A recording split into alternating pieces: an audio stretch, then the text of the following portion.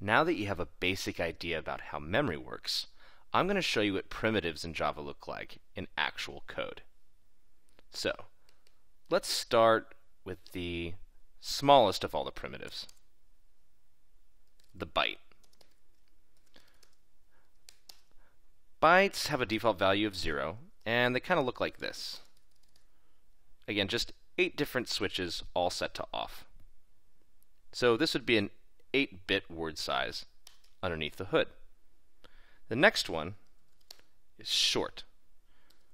Now, shorts are larger than bytes, but they're still a default 0 when they start. And they are 16 bits, which means they look kind of like this underneath the hood.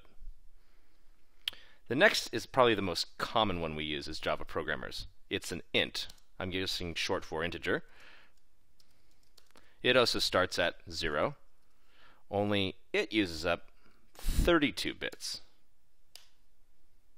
Well, maybe we want to have a number that's just not able to be expressed with 32 bits. And for that, we have a long. Its default value is also 0, only it uses a whole 64 bits in order to describe the number it's going to describe. So, this is fine for integer values, but what if we want to express something like 3.14, or we want to express something like 0.00001? Well, that's where floating point and double come in. Floats, as they're called, are denotated by having this little f right there, so that Java understands that we're talking about a floating point number. Now, I'm not going to keep typing all these zeros out, but I will tell you that this one is 32 bits. You can use a double if you need a little bit more precision. Its default value is also 0, but it uses a whopping 64 bits, which is great if you really need some precision.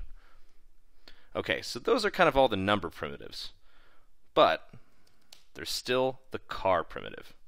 Sometimes it's called char. I don't particularly know what the actual pronunciation is, but I like to call them char. So its default value is basically like 0. Oops, there we go.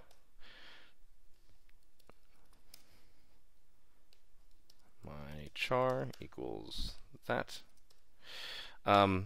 Again, it's basically like a mapping of numbers to letters, with A starting around 65, a capital A. So I don't actually know what this symbol is in Unicode, but I do know that chars take up 16 bits. Finally, my favorite, the Boolean. They start with a value of false. They can only be true or false, and they take up 1 bit. So that's basically all of your primitives.